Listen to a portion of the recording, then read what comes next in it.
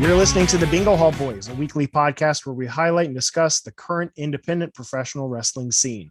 This week, we'll be discussing Glory Pro Wrestling, Warrior 21, and we do a little Q&A between the two of us. My name is Jake, and joining me is my co-host, Mitch. Mitch, how's your week, man? You know, my week's been good. It's a scattered schedule, but yeah, I'm having a good time. Look who's back from Tampa Bay. I watched some wrestling and I've got a sunburn on my face. Dude, I tried watching GCW in the airport. It did not go well. I'm like, I gotta catch up before I get home. Oh, yeah. It was a grind to really kind of fit things in. So that's why we're recording this on a Thursday night. This is literally the latest into the week we've ever recorded. Yeah. So yeah, definitely. Yeah, who knows? We might just be turning around and doing this in a couple days. So who knows? Potentially, yeah. But yeah, dude, it always sucks like coming back from a trip and then having to work on stuff. Yeah. Like just catch up on things, fix some mistakes that were made when you were gone. Just real adult shit, you know? Yeah. The stuff they all warned us about and we ignored, and then chickens came home to roost. I know, man. It's overrated, you know. Yeah. You know what? It was expensive. The new furnace is fantastic. Oh, you got it. We did. You guys get pulled it. the trigger. We pulled the trigger. Yeah. We thought we could have waited until, we could have toughed it out till next winter, because it's getting pretty warm here. Like, we're gonna switch the heat off probably in the next 2 weeks anyways. But cold comes around faster for you guys than cold absolutely comes around faster for us than most people. But with that also comes the tolerance. The heat is where we're wimps. For those that don't know, that the temperature ranges in Saskatchewan can be pretty extreme. I don't know how this converts to Fahrenheit. I'm gonna check the high end for where it would convert, but on the low end it gets to about minus 58 Fahrenheit as it's coldest in winter. Mm-hmm. Our peak in summer gets up to about 104 Fahrenheit. So like that in American temperature, that's 162 degrees difference. And even in Celsius, for anyone not in America like myself, it's still an 80-degree swing throughout the year. Like, it is insane. But with buying a new furnace, like, dude, that peace of mind, it's a really expensive peace of mind to have, but no, absolutely. You guys have it. So the real decision point was, what was the payment structure like? So we're like, we don't want to just go like drain $7,000 out of I was gonna say, you don't just have that much money. No, we don't just have $7,000 lying around. But the thing was that it's interest free for the first year. And there's a plan through our bank where we can refinance our mortgage a bit to get just some equity to do home improvements. So we figured we're doing that already. We'll do the furnace now, so it's going to cover that, and we're going to reshingle the roof because that's coming up this summer too. Yeah, look at that, dude. So it worked out nice, but all that boring adult crap over here. I know. I don't know what to do. I need to drink more of this beer and become less of an adult. That's all good. I was going to say either that or we could take a bump and talk GCW. Your call. Warrior Wrestling 21? Absolutely. All right. So we're back in the really cool high school theater. Mm-hmm. It reminds me of that episode of South Park where they were doing the pro wrestling thing in the Roman Coliseum or whatever. Yeah. So basically Daly's place, but like very scaled back. Yeah, I see that reference photo all the time. South Park and Daly's place. So I don't know about you, but I've been kind of down on Warrior Wrestling this year. So I was hoping that this show kind of built some momentum moving forward. Yeah, I think I've always been high on Warrior in general. I Mhm. still think like 19 and 20 were better than a lot of independent shows that I watch, but for the standard that I'm used to holding Warrior to, they weren't Right. delivering. I felt like 21 was a huge step back in the right direction. That this felt like more of a traditional Warrior show where I was excited about most of the matches and had a good time. And there's a really good flow to the card Yeah, too. the structure of the whole event made a lot of sense. Everything flowed nice. Yeah, well done, Warrior. It's been a while. I can't remember if Warrior 18 was. I guess Warrior 18 would have been the end of 2021, right? Let me take a look. Because I mean, I think I still liked Warrior 18 better than this, but this was leaps better than 19 and 20 for sure. Yeah, let me pull up their cage match real quick. 18 might have been January because I think they run monthly, so that would They make do. They sense. run. They run like on the dot. Yes, 18 was the first one for Yeah, 2022. That was where Osprey faced Brian Cage yeah, in that 15-minute like really good match. that was fantastic. And there was just some other Yeah, stuff in there, yeah. I think but go ahead. this and 18 are two definitely the better shows of the year for them. 19 and 20 were kind of a lull, and they're digging themselves out. And there were a lot of things in this show that felt like there's a plan. They have a plan that they're running with now, and that's cool. Yeah, and there are some things that they've been building to. We'll get to it whenever we Yeah. get to the matches. There's some stuff that they've been like leaving breadcrumbs for and kind of building towards that are now really starting to take shape. Yeah. Yeah. And I think this summer is going to be a huge deal for them once they return to Chicago and do those 3 shows. That stadium series is their bread and butter. I think that's going to be their 3 best matches or 3 best shows of the year. Yeah. All right. So you want to walk us through this? Yeah, let's get into it. So we open the show. The Lucha title is on the line. Sam Adonis goes over Aramis in 13 minutes. This is not the first time they've met for the Lucha title. This was a rematch. I think it was the first time one-on-one though. Maybe first time one-on-one, but they because Adonis won it in a scramble, and they've been doing the scrambles a lot. They have been doing the scrambles a lot, but I mean it's definitely not a new pairing or new situation for the Lucha title. So Sam Adonis goes over Aramis. Pretty much what you'd expect. Fun way to open the show. Nothing spectacular in this match, but it certainly wasn't bad. I'm not particularly high on either of the guys, but for what I can expect out of them, they delivered. They definitely were not at their floor. That I can say.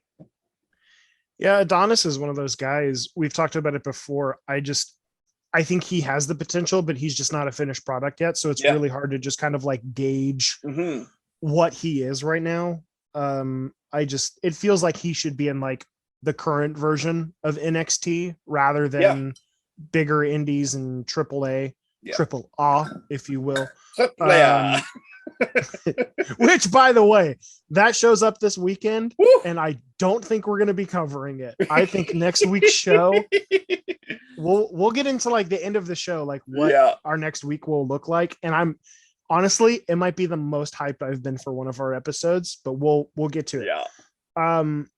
But yeah, like I really hope he continues to grow because there's something there. Like towards the end of this, there was like a face turn for Adonis, which I feel like fits him like a glove so much better because he's really great at doing the cocky heel stuff on the way to the ring.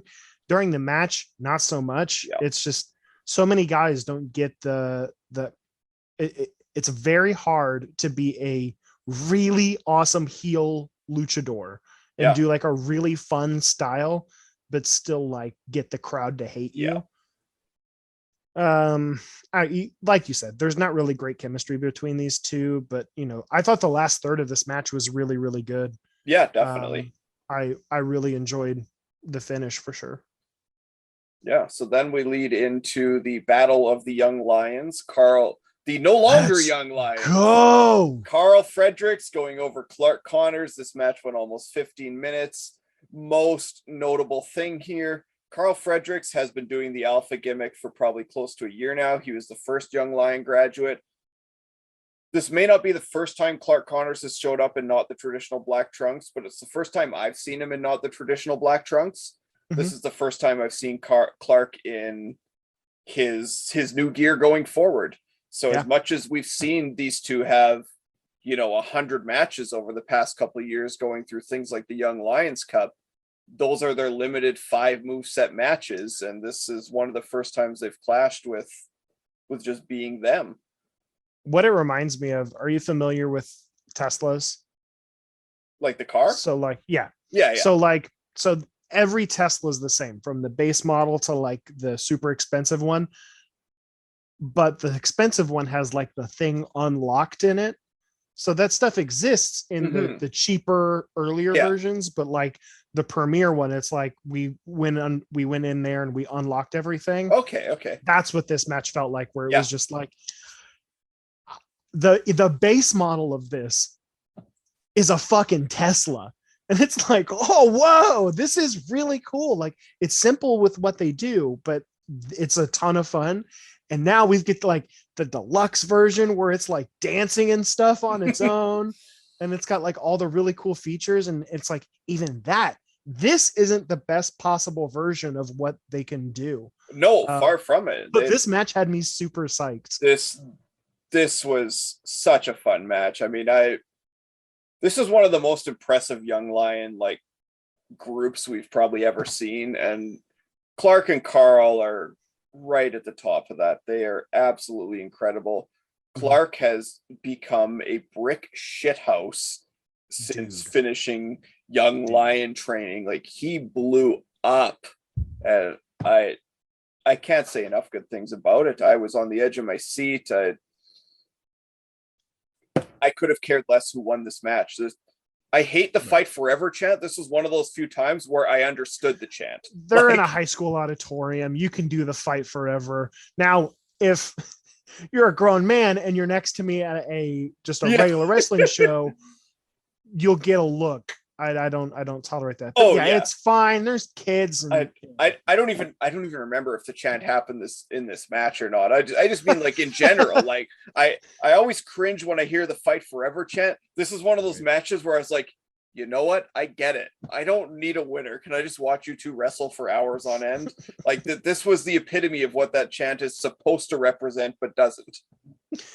I think these were the 2 perfect guys to start with, because whenever we talk about this young lion class on the podcast, off the podcast, these are the first 2 people that we'll bring up. Their upside is tremendous, just because they're gaijin. Yeah. And it takes forever for New Japan to push gaijin, but even before the time that they like start to take off, the eyes that are on them right now, especially now that AEW is like a real thing, Impact is it's not like a real thing, but like the Impact can they can throw big money at people. The future is bright for them for sure. And I wouldn't be shocked if New Japan Strong just becomes a go-to. I mean, we might be covering New Japan Strong instead of GCW if we're doing an on-air production meeting. I'm just like, you look at that roster and I'm like, oh my God, there's no one bad. It's fantastic. It was a super physical match. And they're so good against each other. And that should shock no one who knows these guys. This might feel crazy to say. Well, I'm going to let you answer first. Which of these 2 guys has the higher ceiling?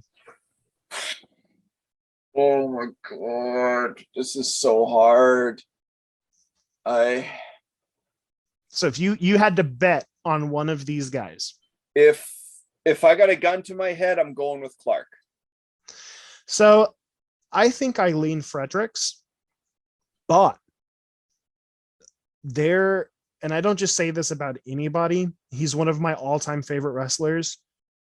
Clark Connors gives me some real Bryan Danielson vibes. Yes. And it would not shock me at all if he just becomes the next Danielson. It's just like, which is like, he's got a long way to go before he gets there. But it's like, you look at early Danielson stuff and it's just like, Connors has the head start of having that library to watch Yeah, so here's where my Whew. thought process was. I think Fredericks gets there first. I He think has Fredericks legit is charisma. like Legit charisma. he is ready to go on big runs in New Japan. Like he will get there first. I think if we're looking 15 years down the road, I think Clark has a higher ceiling. I think Carl will get there first. He will maybe be there longer, but I think Clark will reach a higher peak. Right. Yeah, dude. Big fan of these guys. But I mean, like that could main event the Tokyo Dome if it wasn't two Gaijins and they didn't need a native Japanese. I was gonna say, I'm like, yo, if we could throw out the criteria of what has to main event, they are in the long run. That's Okada Naito. That's Okada. Who knows? Like, by the time that they are ready, who knows? We could be running a 5-night Wrestle Kingdom. So who knows? Who knows? Yep. But like, which, by the way, they're that caliber. So sick of that. So something that I was not as into, the whole reason I don't watch Freelance is because of Frank the Clown. It's literally like cancerous for that show where I'm just like, there was a time where Freelance up in Chicago was like this like really cool kind of like punk rock up and coming indie. And now I'm just like, I don't need it. And now that Warrior's featuring him, I'm like, dude, like, so anyway, walk us through the bullshit that we had the Frank the Clown press conference, which was essentially introducing the Frank the Clown stable. So Frank the Clown has his stable in Warrior. It's got Storm Grayson, it's got Shaza McKenzie, and who am I forgetting? Was it Calvin Tankman? Yes, thank you, Tankman. I was like, it wasn't Jonah, but it's someone big like Jonah. This literally, like normally whenever people put together a stable or like a trio or something like that, it's like, oh, we're putting something really big together. This hurts everyone involved. I'm serious. Shaza McKenzie after WrestleMania weekend, her stock took a dive. And now that she's doing this in Warrior, which like Warrior was looking to feature her, it takes her down a whole other level. Like we'll get to that women's match, but I'm like, Storm Grayson was a guy last time we talked Warrior. I'm like, I want to see more of this guy. He's a Chicago native. Like he should be on the cards more frequently. Totally hampered by interference spots and just a bunch of crap. And I'm really dreading. Like he mentioned something like he can have a world title shot anytime he wants. And I'm like, oh my God, if we main event a show with Frank the Clown, like any momentum that this guy has, like it's not even go away heat. It's just super boring. Like he doesn't, yeah. Can we get him an NXT contract so he can just like go away? Hey, there may be a good argument there. They've looked at Darby Allin, they've looked at Thunder Rosa, they see the success of the half-painted face. Frank the Clown's attire here, it wasn't the same, it wasn't split down the middle, but it was a half-painted face. Vince is going to take one look at that and be like, there's my half-painted face guy, sign that guy up, that's good shit. He's not jacked enough though. But he's going to be a manager, just like Leo Rush or Adam Cole, baby. It's fine. It's too tall. Butch. Anyway, the positive I will say, I don't like Frank the Clown. I don't like these guys getting hampered. I do appreciate an independent having a story and a faction and being willing to commit to something like that. There's ideas there. I wish they would have gone with literally anybody but Frank the Clown, but at least they're trying to make stories and make booking. Like, we'll pick a guy that can talk. Oh, absolutely. I mean, anybody pick else. A guy who can talk well. Because this clown dude can talk, but oh my God, that segment felt like it was half an hour. Oh, I completely zoned it out. I went and got popcorn, made food, just came back to see who the next person was, so I knew who was in the stable. Oh gosh, but, yeah, it was like, bad, but at least it's a direction and they're trying something. It's failing, even the thing that you're talking about, have someone who can talk really well do the Bobby Heenan thing where they're like, all right, you've got me the last 4 months. Now this guy is the guy who's going to beat Hulk Hogan. Like, do something like that. Like, whenever you think of your big world-breaking faction, is Frank the Clown, Storm Grayson, Shaza McKenzie, and Calvin Tankman, I wouldn't watch that trios match. Let alone like give everyone a match. Anyway, let's move on to it does lead into which I'm even more upset about. Storm Grayson going over Alex Zane. I mean, it was obvious because you just introduced the trio. Like Storm couldn't lose that match. That would have been awesome. That would have been funny, but you can't do it. I would have laughed my ass off, but you cannot have Storm lose that match. Yeah, match itself. I mean, whatever. I don't know where they go with Zane from here. There was no match. Like, it was like they did moves, then there was an interference spot. They would brawl, then there's an interference spot right in front of the ref. I'm just like, it makes you look minor league. Like it makes you look like none of your stuff matters. Hold that thought till we get to some refs. Yeah, I know. Glory Pro, because oh my god, am I going to go off then? But I just, this is pale by comparison. Like, whew. It ruined the match because I've seen Storm Grayson. Mm-hmm. I know he can go. We know Alex. We know Sauce God can go. This totally sucked. Go. Fair to say that was the low point of the show.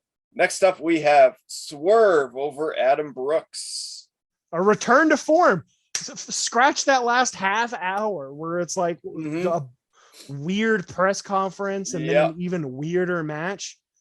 Let's just get back to like really good. This would be the best indie in the world if they would just do like that New Japan match and then matches like this. Dude, let's go. How good is Swerve? Oh my god. So I was thinking about this. Bailey basically has Wrestler of the Year on lock for me right now. Just from sheer volume and just like his floor is like insanely high. I think Swerve might be my favorite overall wrestler right now because he is so high spots right there. You need someone to do a Greco-Roman style. I believe he can do it. You need someone to get really technical. He's got it. Like, dude, he's so many different wrestlers and so many different styles that I like rolled into one. And what's the opposite? What's the opposite of a charisma vacuum? Like what is the opposite to that? Swerve. I don't have a word for it. I don't have the word, but that's Swerve. Like, no, he's pure charisma, and it's not right. And it's like it's so easy and natural. It's one of those things that really can't be learned. You just you have it or you don't. And this dude has all of it. You hear about the it factor a lot, and someone said like, I don't know the definition of porn, but I know it when I see it. I don't know the definition of the it factor, but I know it when I see it, and it's Swerve. I mean, even a guy like Adam Brooks. Yeah. I am so happy to have him back in the States. Absolutely. He was one of those guys, his career was definitely derailed by COVID. He did some really that a lot in this match. Yeah. He did some really awesome stuff over in Australia. I don't know how much of that you've seen. Not much. I didn't dive in as much as I wanted to, but dude, he's really, really, really good. So whenever I saw this matchup, I'm like, this is a PWG match, and you have the benefit of running regularly where they don't. So keep doing stuff like this. Warrior would be my favorite. Keep it coming. All right. Next up we have, and this is a card change. Originally, this was dude, we didn't even talk about the match. We were just like, these guys are awesome. Oh, we skipped it. Watch the match. Right, but that's what I'm saying. Like, what am I going to say? Big fans. What can I say besides watch it? Like, it's a must see. I think that this is my match of the week. Yeah, I definitely. So anyway, I'll let you segue. No, I didn't even realize we hadn't talked about the match itself, but yeah, it's a must watch. So the next match, originally supposed to be Top Flight against Cage and Navarro, and here is the absolute disaster. It's a gut punch, dude. Darius Martin is out indefinitely again. We don't know what. I'm hearing reports it's another leg thing. Darius on his Twitter kind of came out and said, like, what's going on with me right now had nothing to do with wrestling. Like, I didn't hurt myself in the ring. That still doesn't give me a lot of clues, because your knowledge of what hurt you in the ring and what actually hurt you may not be the same. Like you said, if they're right, recovering from things like ACL surgeries, it's still a work in progress, and there are a lot of compensatory factors that can lead to other injuries. It could be something totally different. Maybe there's something completely non-wrestling related, like a weird tumor or something he had to get removed. We don't know what's going on. All we know is Darius is sidelined for what's being worded as a significant amount of time. No one's going to know unless he says. No, and that's fine. They're really good about. It's not our business to know what it is. It just sucks that it is. We know he's gone for a while. It's Darius's choice if he wants to tell us why he's gone for a while. But man, talk about getting kicked in the nuts over and over. Yeah, it's a bummer. And honestly, moving forward, it sounds like really terrible to say, but it's like, if I'm a booker, guys have come back from worse. But I mean, look at a guy like Andrew Everett, where it was just like him and Trevor Lee were tearing it up. And then, one of them keeps getting injured and the other one keeps getting major opportunities. Fortunately, they're both signed to guaranteed deals. Darius is getting paid while being hurt. You can't ask for anything better than that. No. As far as this match goes, I'm not big on Dante Leon. He's just a guy. No, he was just a guy. It was very clear that they did what they could with him. They tried to keep the flow of the match as close to what they'd intended. The match itself was just fine. Like I said, Dante's just a guy. The big story is what's going on with Brian and Casey Navarro, and that was ultimately is it a big story though? I mean, it's for Warrior. It is, because it has huge implications. No, that's going to be a like big this deal is their story right now. This is the story for Warrior Wrestling, is Cage and Navarro. Every time that we've talked Warrior, it's just like, it seems like whatever. I don't want to step on your toes too much, but it really feels like for some reason Casey Navarro won this thing, and it's like, that's weird that he would challenge Will Ospreay, and then it's like, Brian Cage gets involved, and it's like, well, Cage is going to beat him for that, but now we just have to wait for the dominoes to fall. And honestly, in a rematch between Cage and Ospreay, like, that seems like where this is going. It is. I mean, Brian Cage has to win that. That has to be Will riding off into the sunset. We can get into that when we get to the title match with Will, but that's absolutely what is going to happen. It's super predictable, which is fine. I don't mind predictable, but that's what's going to happen. It's not always the wrong thing to do. No, we'll get to it. They literally have to do it. That's what's going on. But the match itself was honest. It was fine. They did what they could. Obviously, Top Flight would have been a much better match than Double Dante. But it would have felt like a bigger win. Absolutely. It really just felt like this random team of the Dantes just got a win. Like, it really didn't mean anything. That's what I said. They didn't want to change the plan, right? That was clearly Top Flight going over Cage and Navarro. I think Dante Martin should be the Lucha champ. Now that they know that that Darius is out indefinitely again, I wonder if it goes that direction. Like, this was a last minute replacement. It was only a week or two that they knew Darius was hurt. They didn't want to change the match too much. Maybe that's where it goes. Maybe Dante is the one to beat Adonis. There's other stuff you could do too. Like, you could do like Trey Miguel and Dante, or Myron Reed and Dante. Yeah. There's so many different ways you can go. Speaking of bummers. All right, Warrior Women's title match. So, we got to get into the thing that happened before that. With Thunder Rosa vacating it. Yeah, so Thunder Rosa comes out, gives a big thank you speech, says basically, I can't defend it the way I'd want to, and vacates the title. I think this is an indication of what it's going to look like for a major AEW wrestler to drop a title on the indies. Because from everything that I've heard, Christopher Daniels tells you ahead of time, they're not losing unless you give me an excellent reason why. Yeah. And besides Nick Wayne, who isn't featured at all and is on like a developmental deal. PWG coming up. Daniel Garcia beating Bandito feels like it's impossible. Yeah, he is the only AEW talent still booked on that show. Everybody else got pulled for the dark tapings that are the same day now. Daniel Garcia is the only one left.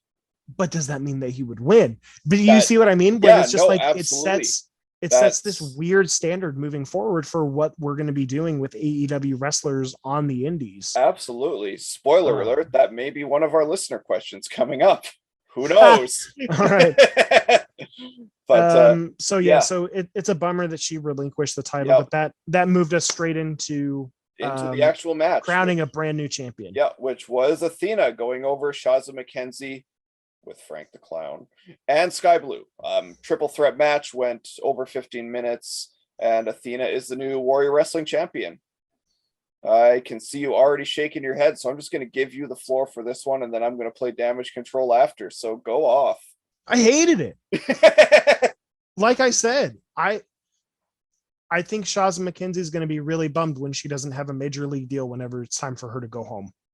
The run that she's had so far, maybe it's just because you set my hopes really high. I was like, okay, I'll keep an eye on it. But it's just like every time I see her, it seems like she's getting worse, dude. And it doesn't help whenever you do just like one of the worst matches I've ever seen against Billy Starks. And then in this match, which is another like big profile, like people will watch this, like Warriors, one of the bigger indies. And both Athena and Sky Blue are better than her. Yeah. And so whenever it's her time to shine, she is featured with interference spots, really clunky, just very formulaic interference spots. It totally killed the match for me. And it went on like what, 15 minutes you said? 17:08 is the time. Oh my gosh. Dude, and again, doing interference spots right in front of your referee. It's so Bush League. It sucks. It really sucks. And I can't take your women's division seriously if you're going to do crap like this. I mean, there's nothing wrong. I know people with stopwatches are going to get upset about not giving women time. 17 minutes is a long time to just leave these three women out there. And it kept getting longer and longer. The interference spots just kept killing the match. We got to keep it concise.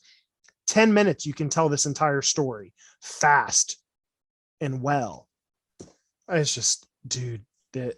So that's the thing is, if you remove a lot of those crap stally interference spots and remove that 6 or 7 minutes of junk that had to do with the Frank the Clown nonsense, there was a really good match in between all that crap that got killed by it.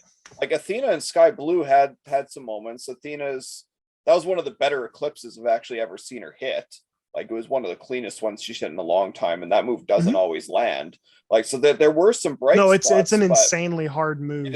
I'm shocked that she's like so stubborn to just be like, no, this is it. Yeah. And you either make it work or you don't. I mean, this one worked. She hit it well. But we have definitely seen her not hit it well. It is a tough move to hit, but there were moments like that where, like, again, Sky Blue is really good for her age. She's going to keep getting better. Athena, outside of, one match that I can think of with Mia Yim, for the most part, has looked really good since her return. She's looked recovered and healthy. This is the best I've seen Athena. Absolutely. Since she's come back. Yeah, she looks fantastic. Just, it got riddled with crap. If you cut all that stuff out, there was a good match underneath here, but you almost have to go in like with a hacksaw and make your own director's cut to make it good. And then that would have been an excellent match. 10 minutes with no bull crap. It could have been a great match. Absolutely fantastic. And that's not what we got. Did you ever get around to watching that PWX tournament? No, I still haven't. It's all good. You don't have to. My favorite thing about that, every match was like 5, 7, 8 minutes. And it's just like, let's keep this moving. This is more indies need to do that. Now, that means you burn through more talent, but like that's going to make your shows so much more fun to watch as if your stuff is short. There's no reason for me to be watching a 4-hour indie show. No, so this is a thing where And there's like 7 matches on the show. people like Get to out of crap here. on Jim Ross for a lot of stuff, and fairly so. He says a lot of dumb crap, but the one thing that he said, this was a couple of years ago, was not every match needs to be 20 minutes. If you can tell your story in 7 minutes, tell it.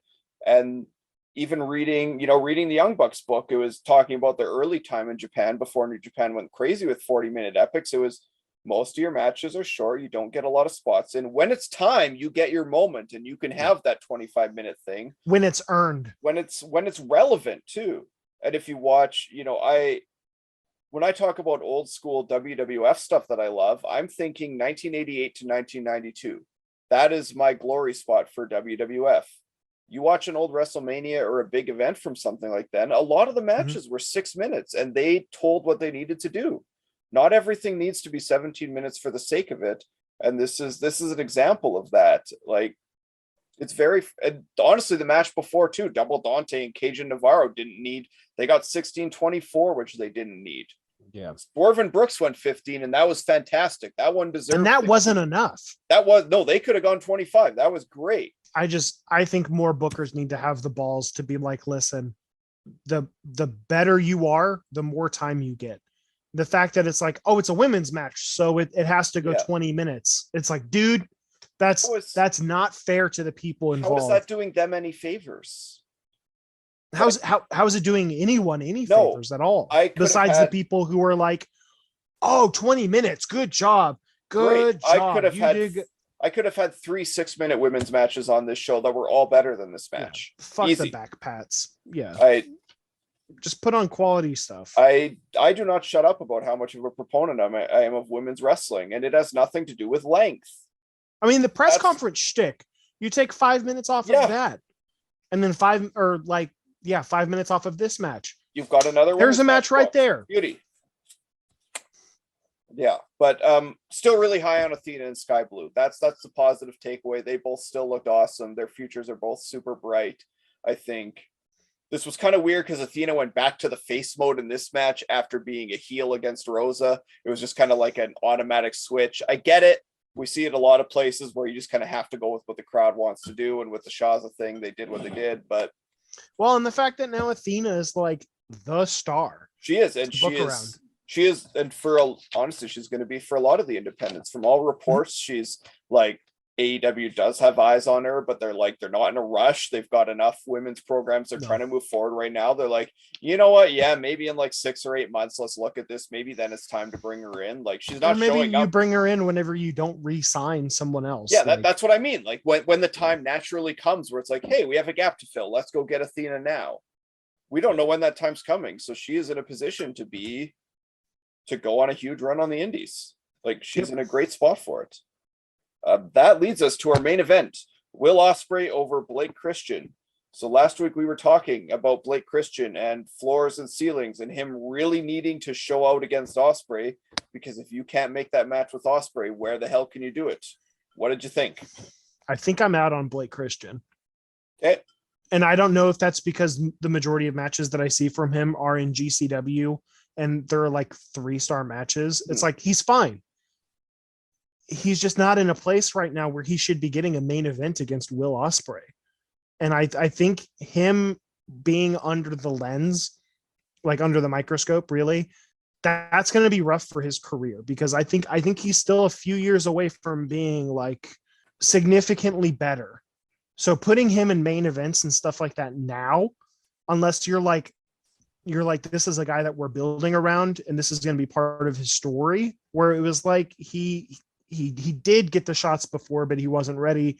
Now he's getting the shots and he is. I don't think that's what Warrior was doing here. I think they were cashing in on the name value that he has now, which isn't very much. And Will Ospreay is like in a different atmosphere altogether.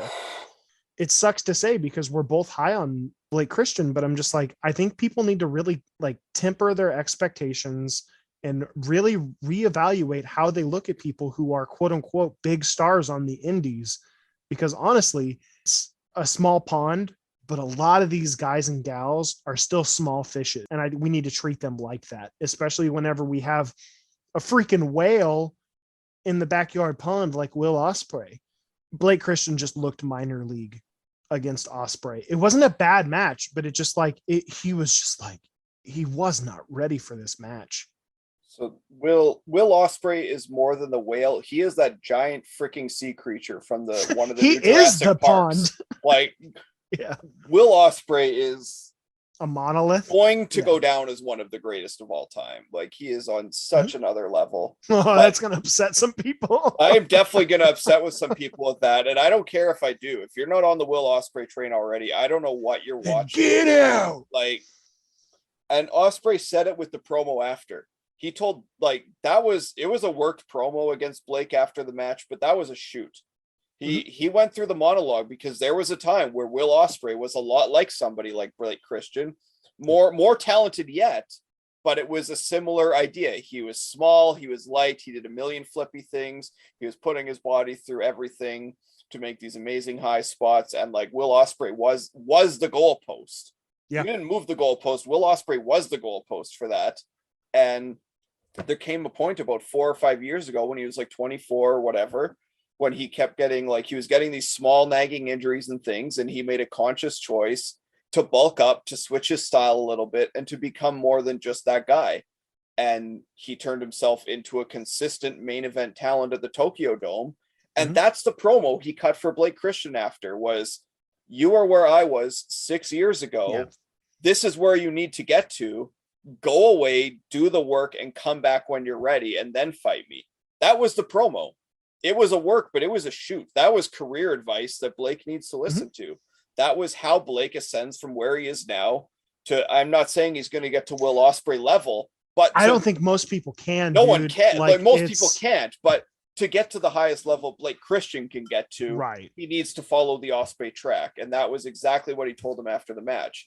Because you watch Ospreay in this match, and it was, I mean, I don't want to say he carried the match, but no, he did. He did. It was his match. This was a highlight reel of just how freaking amazing Will Ospreay is at professional wrestling. And I mean, as it should be. There's no offense to Blake, but it's like people made the trip. They bought the ticket to watch Will Ospreay, and they got to watch Will Ospreay.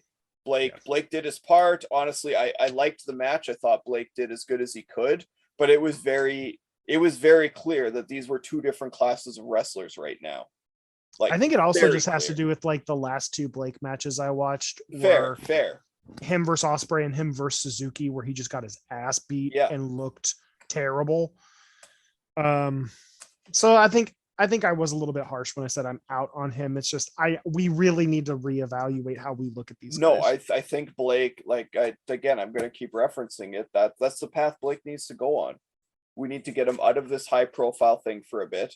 In a weird way, like Ospreay was kind of almost benefited from one of his injuries where he had to bulk up huge in the meantime. Yeah. Blake needs a bit of time to, I don't want to say go away, but just go lower on the card, do some stuff while you're bulking up. And I think he needs to try to not do everything. Yeah. Because whenever you do stuff like that, you end up pleasing nobody. Yeah. But yeah, this was a really good show. I liked it a lot.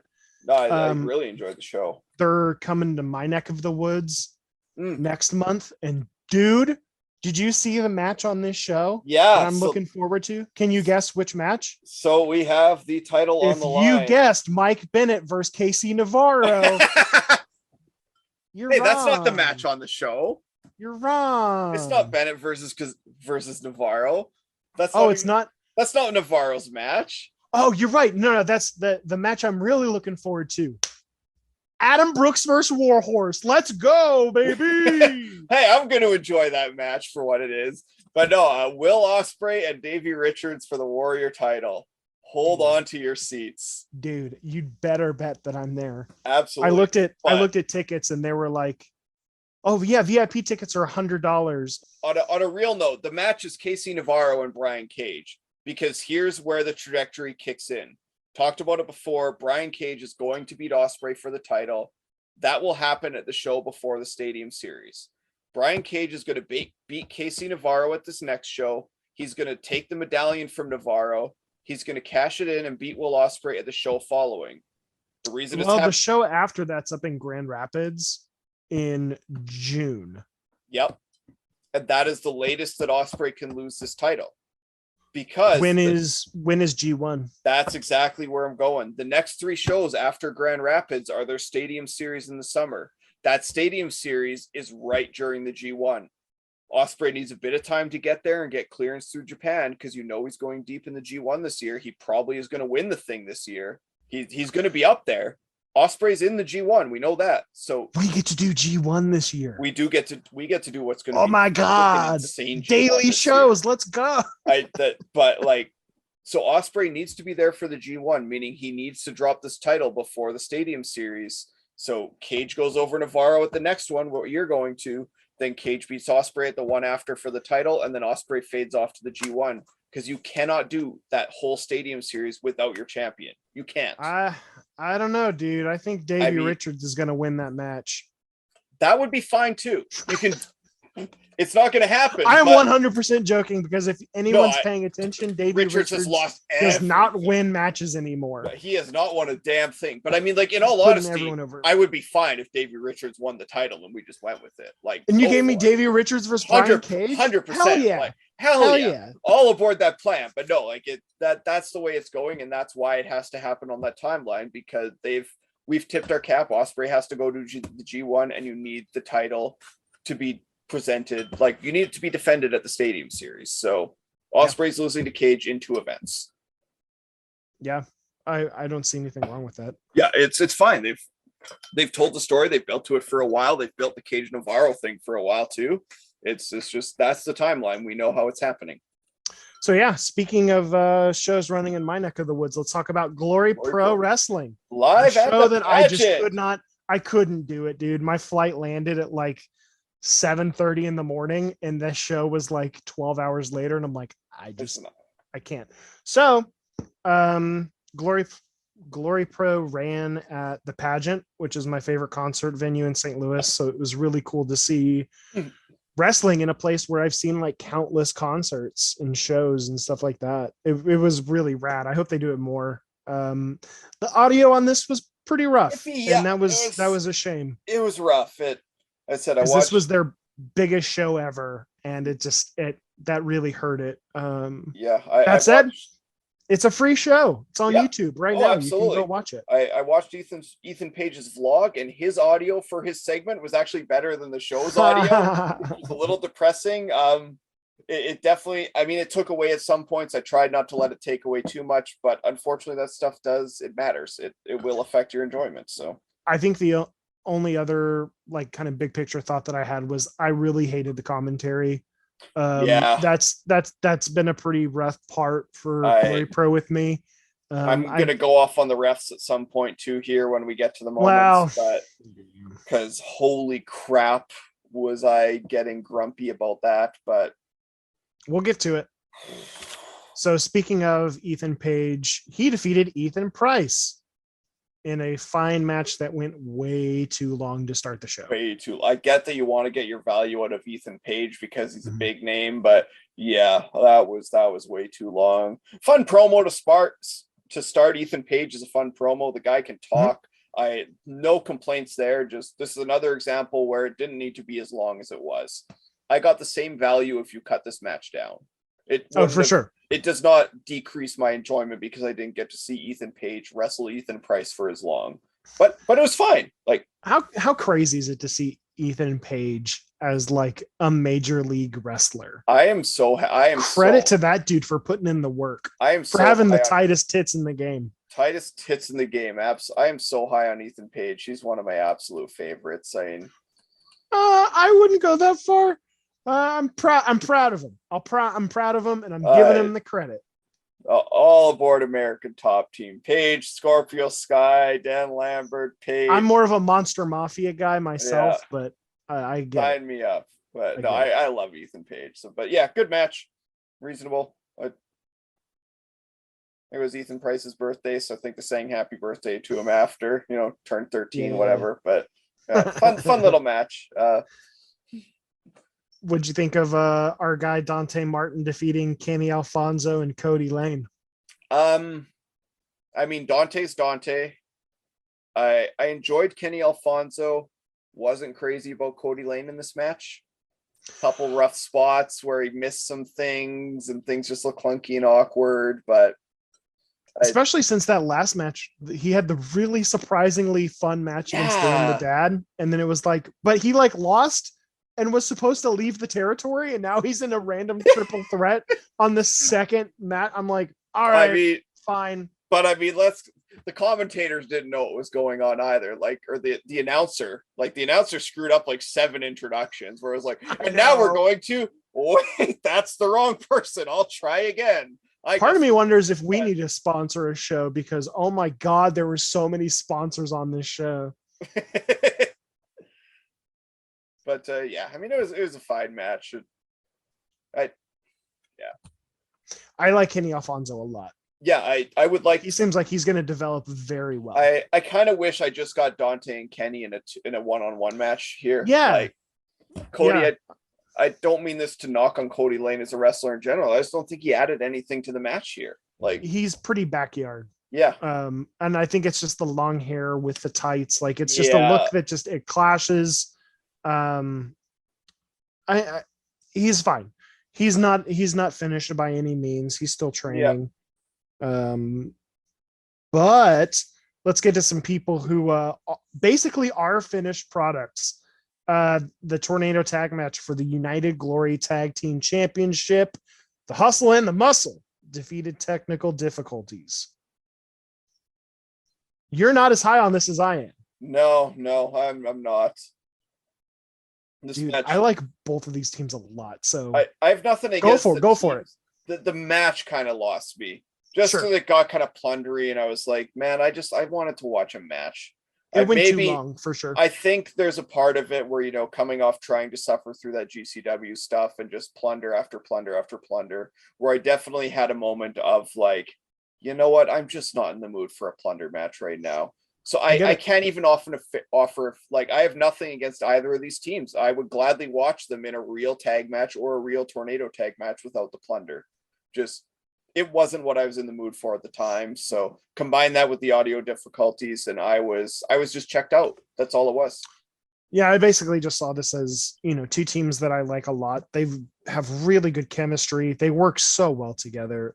I had down in my notes, decent plunder match. I get totally being burnt out by plunder. Yeah, I get there too. Yeah. And the fact that there was an interference spot at the end of the match and a no disqualification, it's like, why didn't you just start the match at a 3-2 disadvantage? Like that would have been so much more fun to see. Why did you wait like until the end of the match like a dumbass? Like that that's I was like, what are you doing? You're the worst manager that's or like third ever. That's always been a gripe, and like this is not an AEW podcast, but the one thing I loved about that Andrade, I mean, at this point, kind of like that Andrade Darby Allin coffin match. Like Andrade's goons got in right away, and it was like, thank God somebody finally has the brains. You can't get DQ'd; just start ganging up off the start. Yes, why wouldn't you? The reason I cheered for the $1 Million Man when I was a kid was because he was the only one with the sense to just get out of the ring and try and take his count out victory. I was like, this is the smartest guy in the business. I am cheering for him. Why does nobody else just get out and keep your title? I did not. I still thought wrestling was real. I was 7 years old. Give me a fucking break. I thought it was all shoot. But like the $1 Million Man, I was like, he's the only one that's got it figured out. Just get out of the ring and run. You got your title. Go, escape, get your money. Get Scoot. I got it. Next up, we have, what's a Midwest Territory title? The women's championship. Okay, I was like, we just don't put a gender on it. Don't put a gender. Okay, it's just which is fine. I think that's absolutely rad. Yeah, whatever. No, go for it. I don't really follow Glory Pro a lot, so it's like I was confused. I legitimately did not know if this was a weird title just happening to be defended between two women, or was this is just what their women's title is. No, it used to be Ric Flair's title, and then it just things got all right, yeah. Woo! I don't want to. Why did I open that can of worms? Yeah, that's a dangerous one to go down right now. I didn't even think about that. But Dark Side of the Ring. Our 3 listeners are going to be really upset about that.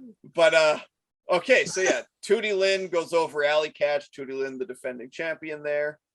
So I've been following Alley Catch's social media a bit. She is you pervert. No. She's she's going on a big journey, and it's an important one. Like, the reason Alley Catch cannot get a major league deal right now, it's not nice to talk about. It's physical appearance and strength and conditioning. I think it's just her ability to work. I mean, call it whatever, but like, to be honest. So if I look at someone like Abaddon, who's still not a great worker either, but like Abaddon's been working her butt off to get herself in better and better shape, to give herself a shot. I'm gonna let you finish your thought. Like, so Alley Catch posted, and this is not like, we all start somewhere. She's currently on the stage of like banded push-ups to get to real push-ups. So the strength level is at like, it's at like -2 right now. It's going to be a long journey for her. And, you know, clearly she's listening to us talk right now. So all the support in the world, Alley Catch, like, go on that journey. But that, to me, that is a big barrier for her right now. And I saw it, I forget if it was during like a pile driver spot or like a suplex spot. There was one spot where like I could really see it, and it was like, okay, this really is a big part of the gap right now, is there's a strength and conditioning deficiency right now where you're in, you can go for a wrestling match. Like you can hold up cardio wise for a 15-minute match. Not that you need to have a 15-minute match, but like, you're not going to get blown up in that sense. But like, the literal strength and physical, like athletic skills aren't where they need to be right now. And she's putting the work in on it, and she's going to keep putting in the work in, and hopefully it gets there, because I still think there's a lot of upside to her. But to me, it was very apparent in this match that's a journey that needs to happen. Similar to Blake Christian needing to bulk up a bit and go on his journey. It's in this case, it's, you know, I don't want to say slim down, because it's not really the phrase I'm looking for, but I need to get more muscle mass. Like, I need to be stronger. And I mean, that's beneficial to everyone. I mean, you're a safer worker. Absolutely. There was someone, it might have been Ethan Page. He said something like really smart. Like, I'll have just like, obviously I have a wrestling YouTube algorithm. So it's like, there's shit like the major bros will come on every once in a while. Gotch Barrows and Amore. Right. I haven't gotten that far. Really? That one pops up. No, it automatically comes up like every single. But he said something that was really good. I think it was on like one of his vlogs, where he said he started working out really, and you can tell. Absolutely. Like he's putting the work. Literally the intro to his vlog right now. And he said, I used to have a dad bod. Right. But he said something really, really smart, which I think more wrestlers should do, where it's like he does a ton of cardio, then does his weightlifting, and is like, listen, I want to still be able to pick up my opponent after I'm gassed. And I'm like, dude, more people need to take that approach.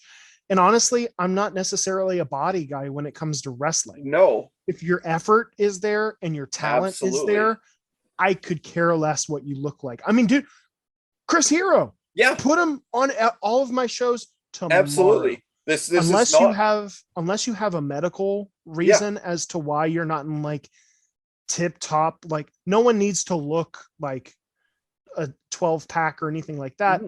But if you're not like a weekend warrior and you make your living off of pro wrestling, you got to put the work in. And I'm really happy that Alley Catch is doing that, because we've talked about her before. I'm not a fan, but there is something there that can be capitalized on. And I want her to be better. I mean, shit, look where she was as Alley Cat. Absolutely. Literally the worst wrestler I would like ever. I hated it. And this is a step above. Yeah. This is, and like I hope those steps keep getting bigger and bigger for her. This, I mean, not just for Alley Catch, for anyone. It's not about body shaming. It's not about fat shaming. It's nothing like that. There is an athletic requirement to the sport, and it's safer and better for everybody. There's diminishing returns the other way. You can hit the point where you're too cut up and too lean, and that starts impacting you physically. You know, we talk about if Brian Cage were to cut down for a show, like when he walks on that stage, I mean, he could cut 50 pounds. Oh my God. Still be like make no mistake, Brian Cage could have an IFBB card tomorrow. Like there's no doubt in my mind. Like he's at that level, but like if he were to do that, like let's say he did go the bodybuilding route when he quit wrestling and went to bodybuilding route. When he walks on that stage to get his pro card, he is in the worst shape of his life as far as being an athlete goes. He looks like, if you like that look, he looks like $1 million. I prefer an older look personally for bodybuilding rather than the giant blown up HGH look, but whatever. Right. For that look, he's at the top of his game on stage. Athletically, that is the worst shape he'll ever be in. Yeah. And that's coming straight from the horse's mouth. Those guys will tell you that. They walk onto stage, they're in the worst shape of their lives. There is a middle ground. That middle ground for some people will look like Tony Nese. And there's also a reason why Brian Cage blows something out all the time. Absolutely. Knock on wood, that hasn't happened in 100%. And that is a hazard years? of that amount of steroids. Like Jay Cutler blew out a bicep picking up a weight off the rack. Hey, whoa. You leave that sweet diabetic quarterback out of your mouth. Yeah, it's clearly the Jay Cutler I was referring to. Not at all the giant ballooned up bodybuilder. But like legit, like he was on so many like the tendons. It was insane. The little muscles aren't strong enough to hold that amount of muscle mass. It was cartoonish. They're not how big he was. We are not built for cartoon muscles. Your little tendons in that aren't strong enough for that. So he literally blew his bicep up, pulling a weight off the rack. And you could see one bicep was like purple on stage at the Olympia because he tore it 10 days out, picking up a bloody dumbbell. There's a middle ground. And like, two guys in that middle ground? Fire.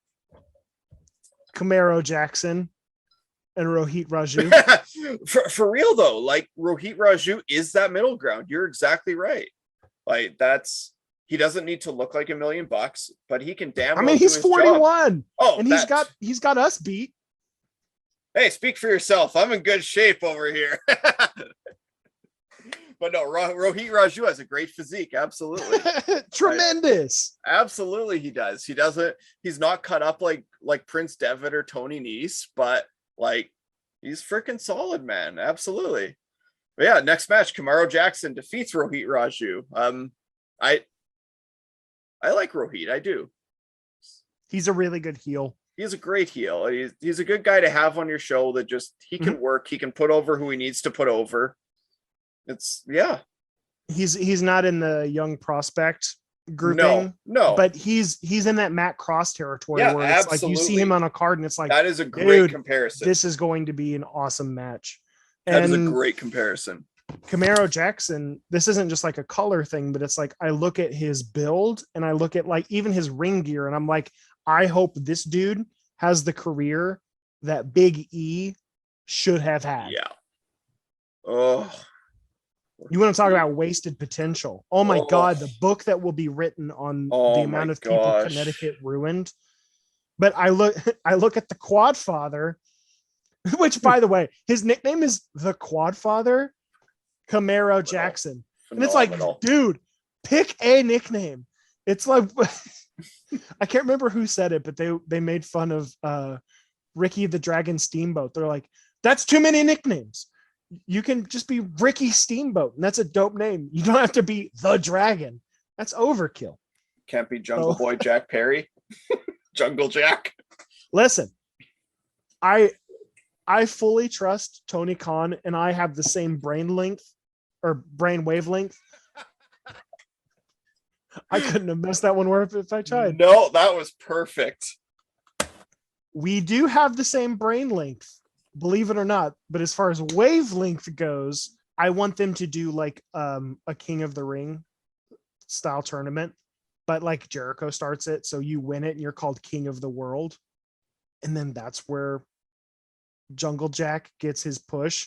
So he's King of the Jungle, Jack Perry. So come on, it's that easy. Unfortunately, he's not going to win it, but I feel like they're doing a tournament right now that's kind of their own King of the Ring. Might even be named after a King of the Ring winner. I don't know. Rumor has it. Owen Hart Foundation. You're talking about Bret Hart? Owen Hart Foundation. Teddy Hart has his own tournament. Anyway, I really like this match a lot. Absolutely.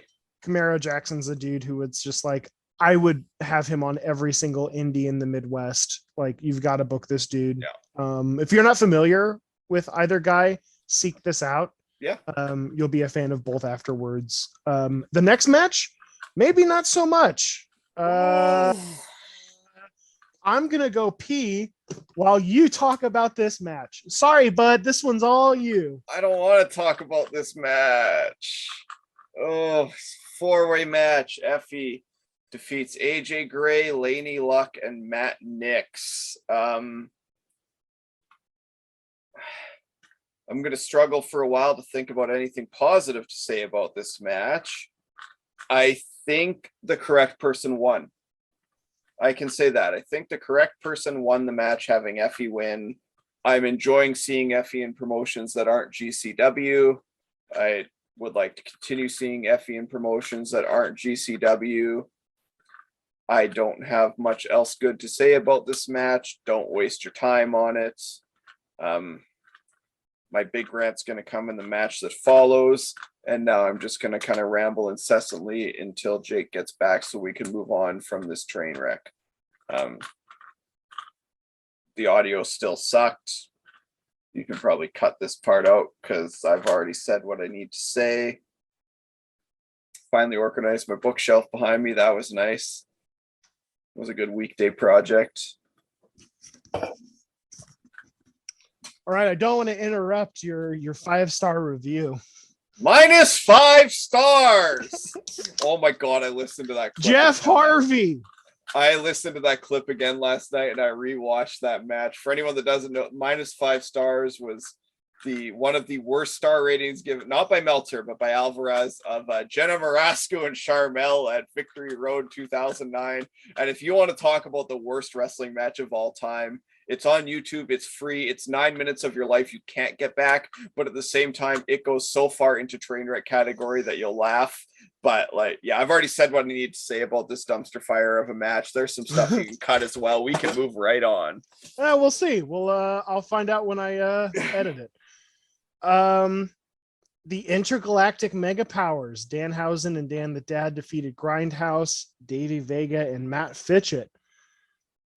I thought it was fun. I'm not the biggest Dan the Dad guy. Danhausen is a blast, which feels weird to say because I'm not really a comedy wrestler guy, unless it's like literally like Colt Cabana or Danhausen. Like it has to be like a really specific vibe for me. Yeah. I like this match a lot. It was the decent split of comedy and wrestling that was really good. So here's the moment where I like the comedy stuff. Apps like I like a little comedy in wrestling here and there, as long as it's not every match on the card. This was the comedy match, and it got a good split. All of that I'm fine with, no problem. Like the handcuffing spot was funny, but here's where I go off on my soapbox about why do we make our referees look stupid? Why? He looked like they were pointing out for like 10 minutes straight that Danhausen was handcuffed to the turnbuckle, and the ref was just like, that sucks. Which, by the way, if that's just like the referee's character, I'm like, that's awesome. Fine. If you're doing the Rick mentally Knox thing, checked out referee is such a dumb. If you're doing the Rick Knox gimmick in a different way, yeah, you know what? Let's go for it. Absolutely. But, oh my God. Do you know how hard I would die laughing if like someone has like say that same spot where they get handcuffed and they're like, ref, and he's just like dicking around on his phone. Oh my God. He's yeah. just kind of like whatever. If you want to turn it into that in thing, your comedy match, absolutely. Like, turn it into a thing. 100%. He keeps getting distracted. This ref wasn't supposed to be that ref. He was trying to do his job. And he's like, oh, I guess that sucks. There are points where like Vega and Matt were literally just like, they were lucha styling it, just coming in the ring to beat up Dan the Dad. And the ref was just like, all right, whatever. I guess we're going with it. Like there were so many moments like that where I just wanted to throw this ref off a cliff. It was like, why? Yeah. The match itself, yeah, absolutely. Enjoyed the match for what it was. Like it was a fun comedy match. I like Danhausen. I enjoyed Dan the Dad. Grindhouse is awesome. We got to see a lot of their positive qualities here, but the ref looked like a friggin' moron. And they just kept making him look stupider and stupider as the match went on.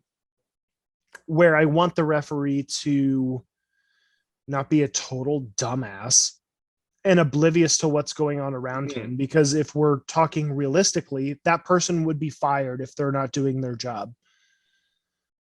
So if you're gonna like cheat behind the ref's back or do something like that, it has to be very sparingly, or you get caught and thrown out. But just doing stuff right in front of your referee makes them look so stupid. They are the authority figure. They set the rules.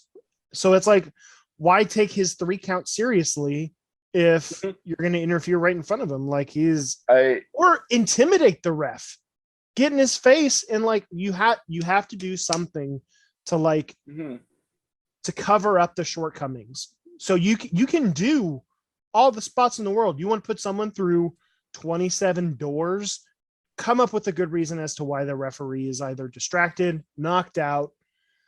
Like, wrestling's not hard. That doesn't just fall on the booker. That falls on the wrestlers, that falls on the fans, and it falls on the referees. This isn't hard. I think it was the same match. I think it was the same match. There was a spot where like somebody was doing some outside interference and like the ref wasn't supposed to see. I literally saw the ref look to make sure the spot was happening, make eye contact with the interference spot, and then turn back and be oblivious. Yeah. It might not have been this match. I think it was, but it was some match I watched over the weekend. I was just like, my mind was blown. I was like, I can see you looking to see if the spot was happening. But you just made a greater overall point. The fact that you can't remember a specific match where that happened, that's really damning. Because it's happening the quality of referees. So damn much. Right. So exactly. In a positive shout out, Steven Smith, new AEW ref, A++ for that dude. Is that the dude with the bowl cut? No, he's the black referee that they just hired. Yeah, I like that dude. Him, Bryce. Yep. Who's the referee? He's kind of like a pudgier white dude with Paul like Turner? short. Yes, Paul Turner. Yeah. I think Paul Turner is their best referee. Paul Turner is their best referee, and I'm prepared to slot Steven Smith into that number 2 spot Steven already. Stifferson? That's a gimmick. Hey, what do you want? I'm Stiffy over here. But no, Steven Smith, fantastic referee. Just one of those guys where you notice him when you're supposed to notice him, and if you're not supposed to notice him. I once didn't realize he was the referee in the match until the spot where I was supposed to notice the ref. He's the only black ref in AEW. Yeah. I didn't notice until 13 minutes in when I was supposed to. That is the perfect referee doing his job. This referee in this match was not this is that another guy. One of those moments where it's like, I know we're not an AEW cast, but we watch pay-per-views with some friends, and one of them leans over and says, "Oh, look, honey, it's that ref that Jake doesn't like." And I'll let you take a guess as to which referee that is. But I'm trying to be very careful with pronouns. They make themselves such an integral part of the match, and they're like always like physically reacting or like getting in your face, and it's just like, dude, just take a step back. Like they have enough other roles in the company at this point. They don't even need to be reffing either. That's all I'll say. Yeah. Anyways, fun match. Moving on, we get to the 2 big matches on the card. The first one being Minoru Suzuki defeating Jake something. Yep. Audio issues again continue for the Kaze Nina Ray, but that also may not be the worst thing. You've heard it before. You know what it is. Well, the thing is, I was thinking, and again, like on the AEW dark match Suzuki had, they purposely neutered the audio on his intro to avoid the copyright strike. So in this case, the audio issue may be a blessing. New Japan can be very stingy with the songs and copyright rules. I think the audio down. I think for this thing, the audio was just a gong show the whole time, and this is just a happy coincidence. But that's definitely why it happened on that dark match, was to avoid the copyright strike. So for this match, that turned out to be a blessing for a little bit. Did you like this match? I liked it, but at the same time, like, I mean, I love Suzuki, but I'm so burnt out on it now. We have covered so much Minoru Suzuki in the past 2.5 like almost months. Every single one of every single card has Suzuki on it. I mean, get that money, but like I'm so burnt out on it.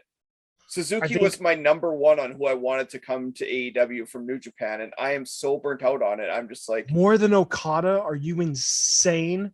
If we're playing that role, I mean, like Ospreay and Ibushi are my guys. Well, but the thing is, I was trying to think like, Who's realistically, realistic? like who's realistic that's not like the main event, like who might actually show Hi, up that, Chi! Let's go! but like that was Evil like, Ensenada. playing that Let's realistic go. category. Suzuki was my guy. Yeah, if I'm No, I living in the dream world, let me have the Golden Lovers reunite again. Like Right. let's, but like realistically, Suzuki was like, I am so burnt out on him right now.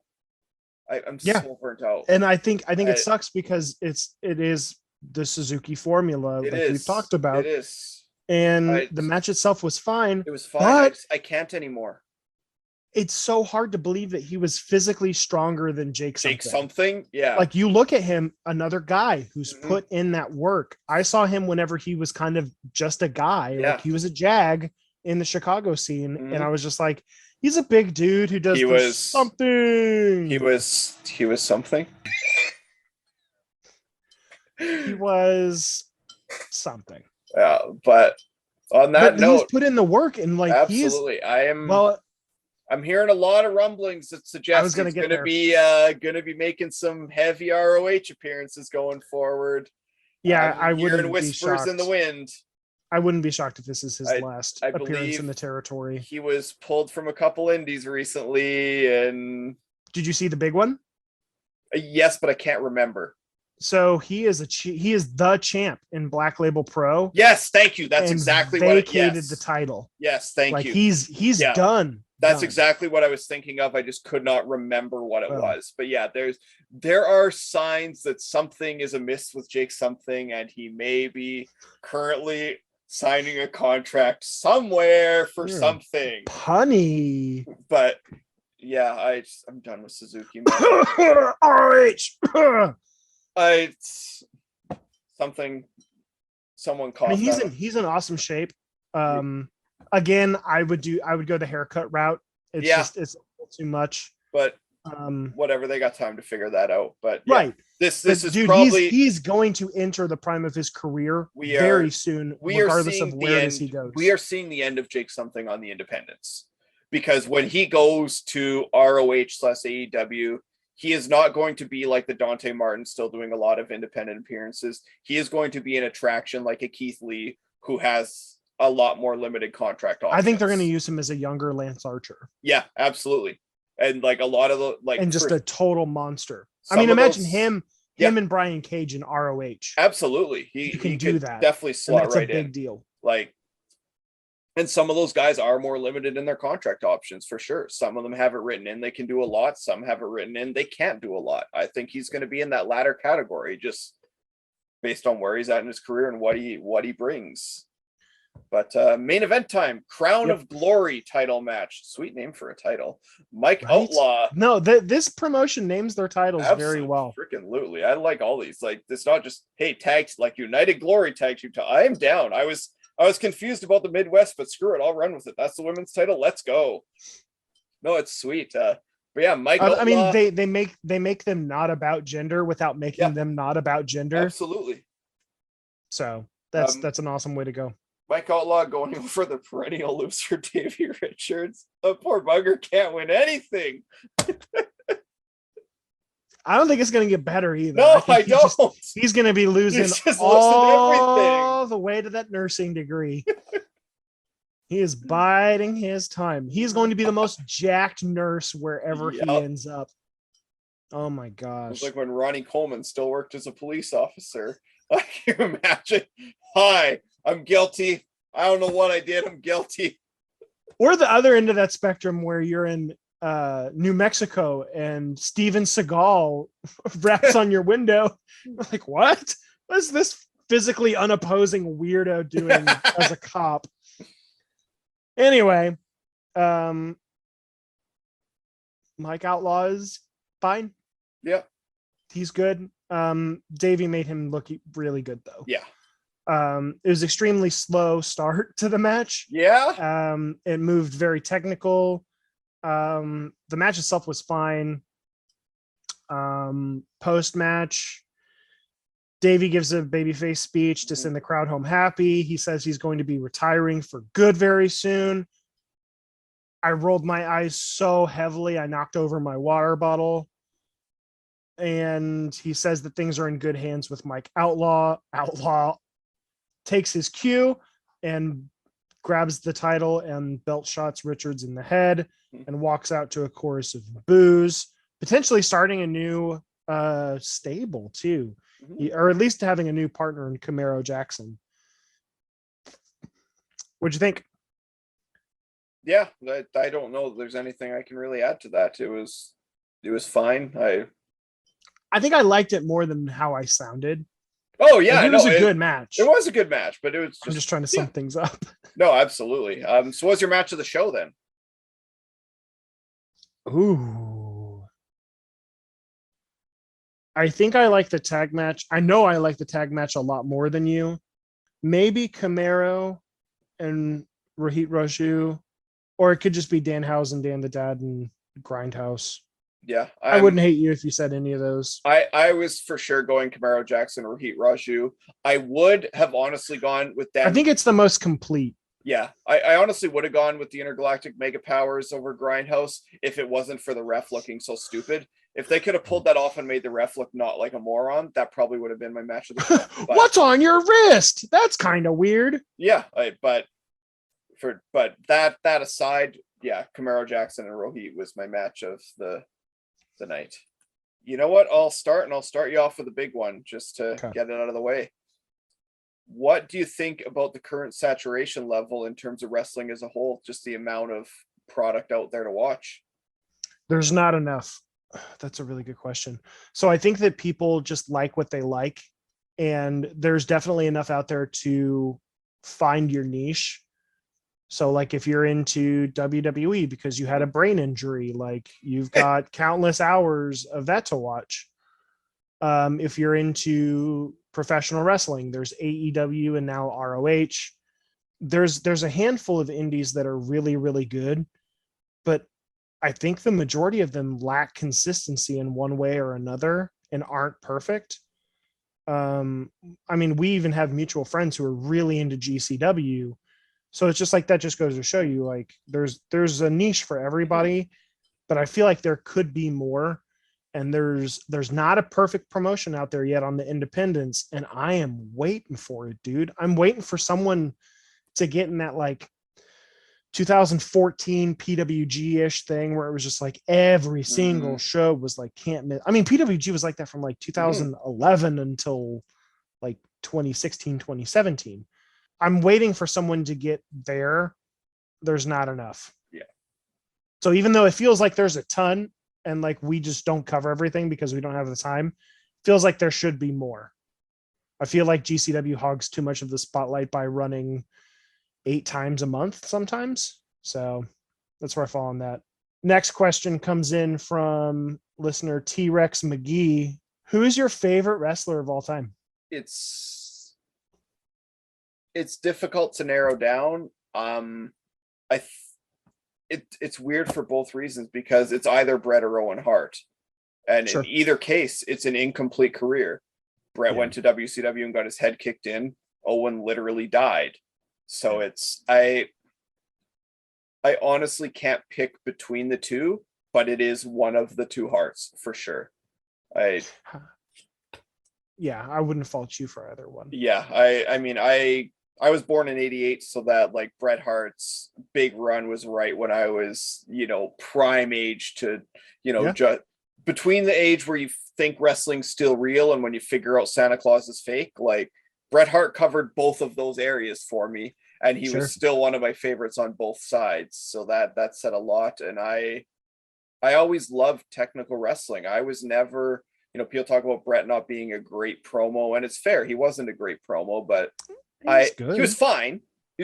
He wasn't the guy you're going to remember for. You can do far worse. Yeah. Oh, absolutely. You can do far worse. I mean, you could just not turn his microphone on and let him stand at the top of the stage like a total goober and just let him go on and on. But could do that. But, but like the point, like he wasn't known for being a promo guy, right? He was known for being an in-ring guy. And that's why I started watching wrestling.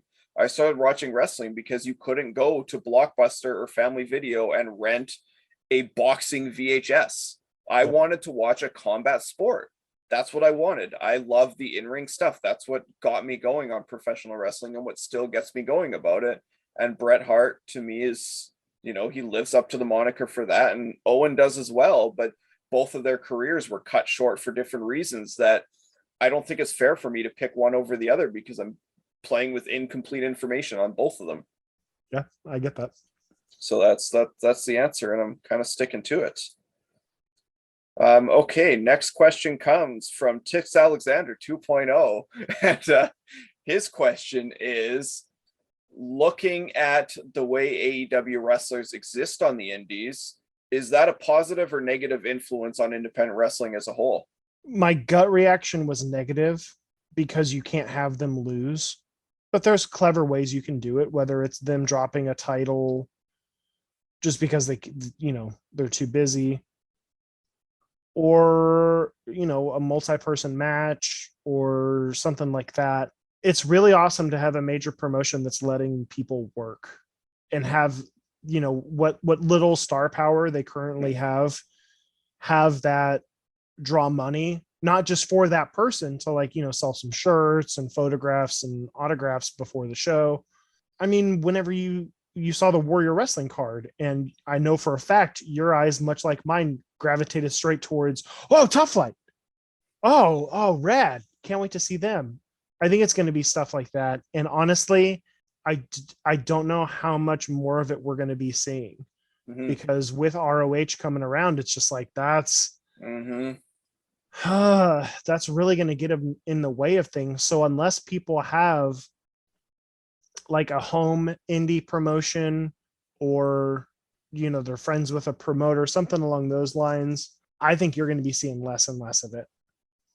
So I honestly, good or bad, I don't think people are going to have to worry about it too much longer.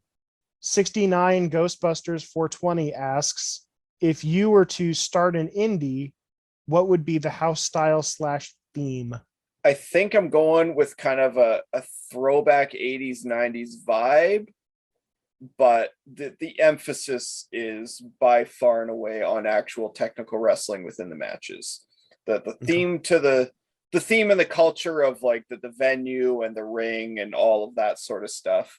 I'm going to a throwback, not necessarily to 80s wrestling, just kind of like an 80s, 90s culture kind of vibe. I think there's a lot of Cyndi Lauper. Oh yeah, man. But like there's people like 80s and 90s kids right now. We're at that demographic where a lot of that stuff's going to get filled. Like that type of nostalgia is in right now for a reason. I think I'm going with that type of a nostalgia feel to the venue and the theme of the event, and then hopefully creating kind of a PWG type atmosphere of just ridiculous matches. I'd watch. Trying to decide whose question to use or whose name comes attached with the question. No, I get it. It's hard to keep track. We have so many listeners. It is. We have so many listeners. It's almost too much to keep up with some days. The feedback has been through the roof. This next question comes from Cult of Cornet fan. So brace. Fucking skip that one. I was gonna say brace yourself. What is the ideal ratio for comedy to serious wrestling on an independent show? I am fine with comedy to start a match. So if there's like a goofy little interaction to start the match, I'm like, that's fine. People are settling in. That's a fun way to go. Other times, so I think my favorite one I've seen in person was, there was a pretty organic chant that happened up in AAW where people were chanting at MJF that Colt Cabana looked like his dad. And we're like, just being like, who's your daddy and stuff like that. And then the last match that they had together, Colt stopped the match and they had a catch and we're throwing the baseball around between each other. And I'm like, that was really good. That's really good. I like the idea of someone being a circus clown type character, where it's just like, that's the way that they get into their opponent's head. So it's just like, I act so goofy, it makes you mad and let your guard down. Then me, the actually really good technical wrestler, can roll you up or do, like a cross pin, something along those lines. Like I'm fine with that. I'm less fine with just just really cringy shtick that goes on for a comedy match. Has to be like 8 minutes tops. We can't be going out there having a Broadway, Okay. I like this one a lot. I am Groot with 9 zeros asks, if you could release someone from WWE back into the indies, who would it be? On the male side, I'm taking Mustafa Ali. That's kind of a cop-out answer because he's publicly asked for his release, but admittedly, I think it would be my answer anyways, just given his size and physique and wrestling style. I think he fits well into the current independent landscape. On the female side, it's tougher to see who really, assuming she wants to keep wrestling, I think I go with Candice LeRae. I know she just had a kid and is like obviously doing the whole maternity leave, go be a mom thing. And I mean, Johnny wrestling quite similarly is not wrestling right now because he wants to spend time with his newborn. No, you're answering why he's not wrestling in the big leagues. He could be wrestling on the indies right now if he wanted. That is very true. Yeah, no, we know why he doesn't have a major league contract, and that may not have anything to do with having a newborn. But no, you can't tell me Impact wouldn't pick him up in a heartbeat. I don't think Impact could afford him. They got a little bit of money. I don't know how they have money, but they got. I know, money. Dude. I don't understand it, but they have a little bit of money. Because it's not like he was making bank in NXT. Dude never went to main roster. Yeah. Like he was making fine money, but what's an NXT contract going to top out at? 100K? That's a good question. Like I think baseline. But there's also like merch and stuff like that. And yeah, depending. I don't know how much of a cut they get for the WWE merch, but who knows? Probably microscopic. Right. Yeah, but no, those were both really good answers. I like those a lot. You got one more for me? Yeah, last question for Jake, coming in hot from ilikegcw.org, and he asks Jake, "What's an org? What's your favorite independent match of all time?" Oh, dang.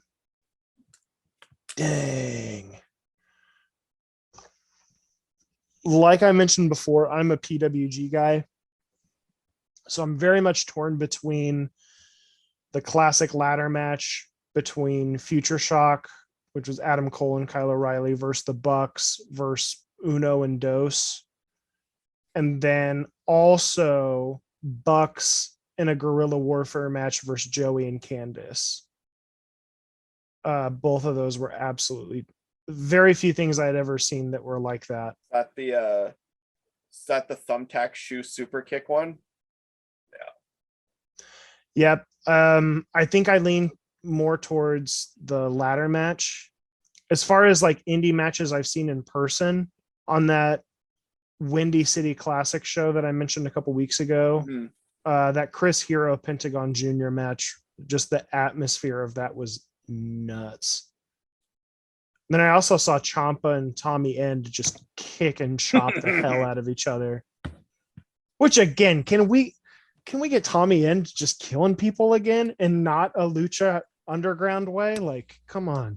Anyway, all right, I've got one last one for you. Lone Magician asks, how hyped are you for Bola? This is so funny. So I saw a package in my mailbox come in and I was like, what the hell did I order? Because like usually my orders that come in through the mail, we have one good store in town for disc golf, but I mean, obviously it's a local store. Selection can be limited for some harder to find things, and the prices are going to be a little bit higher. So I support them when I can, but there are times where it's like, oh, I can only find this online if it's a fringe company or something like that. It's like, sure. And it was the size of a usual package that discs come in. It's like, what the hell did I order? I don't have any discs on the way. What the hell is this? And then all of a sudden my eyes just lit up when I figured it out. I was like, oh my God, it's Bola! Like I am so hyped to watch that. I'm pretty sure as soon as I kind of hang up our call here, I am plopping in stage 1 and sitting down and enjoying my night watching stage 1 of Bola. So that leads me to my next thing. I think our next episode is just Bola. I think it's that, and then there's a couple Ring of Honor matches on AEW TV that look pretty badass. Samoa Joe versus Yo, Trent Samoa Beretta. and Joseph versus Greg. Let's Yep. go. Guys Oh my- with neck injuries that I'm both like, ah. Man, I've been making use of that Honor Club membership for the pay-per-view, and watching some of those old best friends promos on Ring of Honor are just, oh my gosh, they make me so happy. That's not where I thought you were gonna go after we brought up Samoa Joe. I know, right? But It's like Samoa Joe. You're like, I know it's all these Samoa Joe. best friends promo. But like it triggered it. I was like, yeah, there's this best friends promo. I remember No, I it. get it. I liked it. I loved it. Just it was so Deadpool fourth wall-ish. It was fantastic. This isn't something I suggest we cover, but just as an interesting thing of note, Maria Kanellis, her new women's promotion, is running their first show this weekend immediately after another all-women's show, using a lot of the same wrestlers. Where? So the Rhode Island, it looks like. A destination for wrestling. So that's, I don't know. They are known for their hot crowds. I don't know if it's going to stream anywhere. I don't know what the plan is, but it is immediately following another all-women's show. Will be her first all-women's show. Just something to note. Not so, like I said, Bowl is probably going to be the only thing honestly we cover. I'm looking at it right now on Cage Match. There's a Black Label Pro show, which the card does not interest me, especially knowing Jake Something just threw away his title. Get ready for the Levi Everett train. I mean, I'm sure he's on this card. I just don't know where. Oh my God, he's in the title match. Yeah, that's what I'm saying. He's literally in the title match. Do you remember when I blew a gasket? Because I'm like, what are we doing with this guy? Is he really going to be the world champ? Yeah, yes. Your Midwest title match is Davey Richards and Tom Lawler. I mean, I'll fire up IWTV and watch that match. Absolutely. I will watch that match. Interesting. They are having the Impact X Division title defended on that show. I wonder who's going to win. I know, it's just weird. Like, why? But that's really the only thing that would even kind of come close, I guess. Oh, technically GCW runs. No, thank you. And yeah, Triple Mania, where Yo, was that there are the some Bucks versus Vikingo and Phoenix? Yeah, there's a couple matches. If we can find a couple of these matches, there are a couple to cover. Yeah. Well, I don't know. Triple A's camera angles, they're like on par with the WWE. Like, it hurts, dude. Oh, it does hurt, but there's some. I'm interested to hear the Vuvuzelas, that's for sure. I am interested. I mean, that main event could be stellar. There's a 6-man tag, Bandito, Pagano, and Taya Valkyrie against Andrade, Cybernetico, and Deonna Purrazzo. It's a weird match. That is weird. And Taya just beat Deonna for the AAA Women's Championship. Wait, you said Taya? So Taya won that title? Yeah, she won the title off Deonna because now Deonna's going to go drop the ROH title to Mercedes on Wednesday. Are we sure about that? Is she still Impact champion?